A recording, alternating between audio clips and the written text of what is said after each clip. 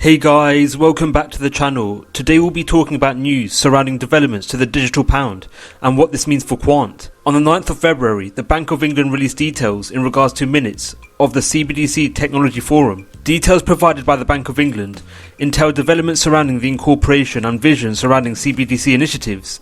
The most striking point in regard to CBDC developments put forward by the Bank of England included a vision for a CBDC is to provision a public payment infrastructure for central bank money, which would provide a universal settlement mechanism in a future of rapidly evolving digital ecosystems. Such a CBDC might encourage innovation by allowing a wide and varied range of private sector firms to develop more advanced services in a safe and interoperable manner which fosters advantageous competition. Coupled with the central bank's point in regards to the provision of payment infrastructure for a CBDC, the Bank of England also outlined details in regards to the programmable nature surrounding a future CBDC, namely factors surrounding programmable money, programmable payments and smart contracts, and framed the objective of the session, that of understanding what might be achieved with programmability and the trade-offs and risks associated with different approaches. Details surrounding the minutes provided by the Bank of England also provided insights in regards to the need for an overarching platform which enables seamless interactions between legacy banking infrastructure and central bank CBDC ledgers, whereby the presentation concluded with an illustrative architecture with a common programmability overlay service layer across both CBDC and commercial bank money.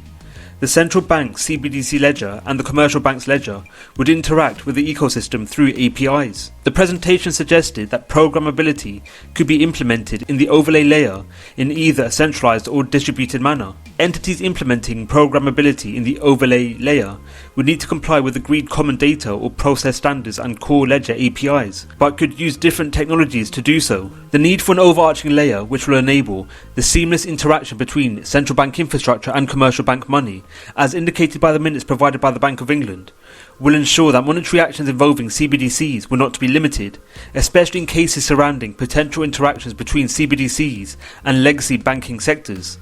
This factor will ensure that banking and financial activities conducted in the future will continue to occur seamlessly and efficiently. The need for a programmable, overarching layer which enables a seamless interaction between a future UK CBDC and legacy banking infrastructure, as indicated by the Bank of England, can be solved through the utility of Quant's overledger offering.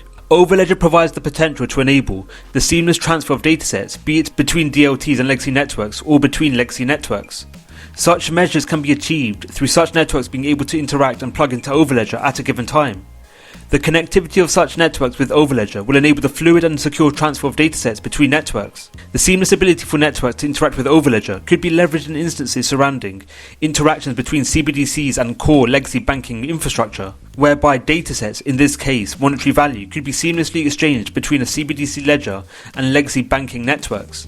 This factor will overcome the sticking point associated with interoperability restrictions and limitations synonymous with future CBDC and legacy banking interactions.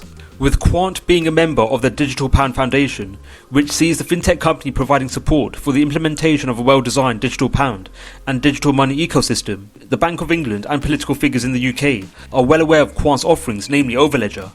With Quant's overledger being the only technological innovation which provides desired levels of interoperability, which will lead to the seamless interaction of CBDC networks and legacy networks, Quant could see itself becoming a key pillar in development surrounding CBDCs, especially in the UK. The potential utility of Quant's offerings into the UK's financial sector is given further validity, namely due to senior figures in UK politics outlining how they see the UK as a hotspot for initiatives surrounding fintech and how technology associated with cryptocurrency could revolutionise finance in the UK and around the world. Will the Minister ensure that at the same time as he develops this policy, we ensure the UK is also home to new innovations like fintech, like the extraordinary growth of cryptocurrencies? These innovations have the potential to disrupt finance, just as social media has disrupted communications or online shopping has changed retail.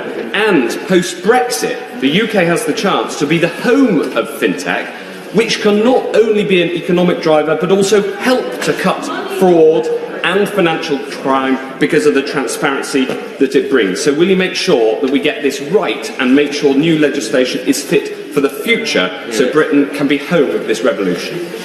My right honourable friend, and he's absolutely right. That's why we've got to get this legislation right, because what we don't want to do, we want to tackle economic crime. What we don't want to do is stifle innovation. We don't want to stifle investment in this country, which makes us the highest for foreign direct investment in the EU and in Europe, and one of the highest indeed across the world.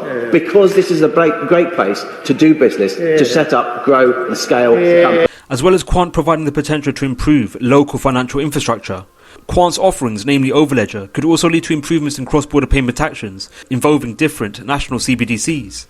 With future CBDC networks looking likely to be built on varying technological innovations, such networks will require an overarching platform to facilitate the active interaction and connectivity of such technologies. Overledger's ability to seamlessly connect varying networks will provide the potential for future innately inoperable CBDC networks to seamlessly connect, and thus providing the potential to induce cross-CBDC implementation to support cross-border exchanges when different central banks are using different ledger technologies. The leveraging of Quant's overledger in such instances will see overall improvements in cross-border payment actions, which as a result will lead to improvements in the rate and speed by which financial activities will arise at a given time.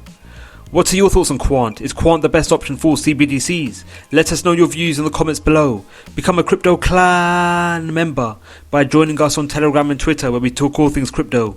Thank you for watching the video. We hope you enjoyed it. Don't forget to like, subscribe and click on the notification bell. Let us know your views in the comments below. Thank you for watching, and we'll see you in the next video.